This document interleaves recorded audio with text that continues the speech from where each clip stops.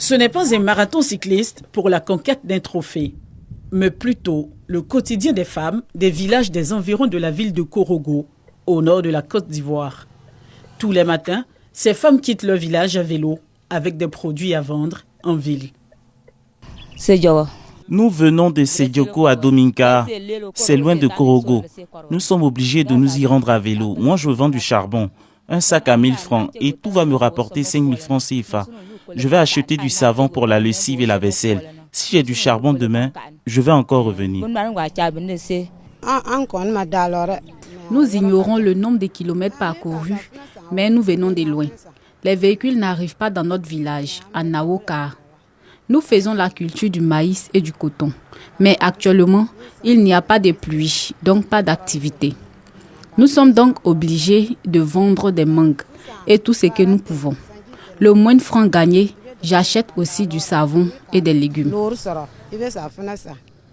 Vieilles comme jeunes, elles vont toutes chercher de quoi acheter du savon et des légumes.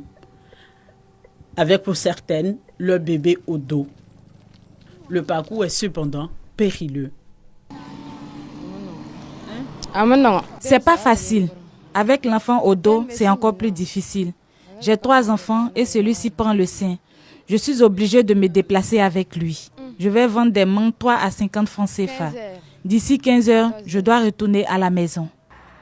Et quand son bébé réclame son dû, Afou est obligé de marquer un arrêt. Elle veut téter. Ça me met en retard, mais je n'ai pas le choix.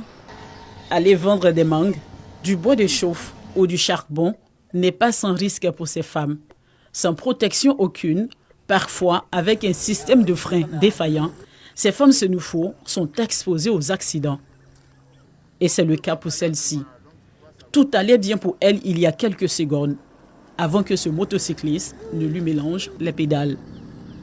Elle était devant moi, comme c'était un peu encore de la neige. Au moment que je la vois là, donc je suis derrière le ciel. Je suis derrière le fagot là. Donc je ne pouvais pas faire autrement. Ma tête, j'ai mal. Je partais vendre le bois de chauffe. Ma tête. L'accident de cette consoeur impose une pause chez ces femmes qui se suivent à vélo. Tristesse et même des crises d'ulcères pour certaines à la vue de l'accident. Les blessés sont pris en charge par les services compétents.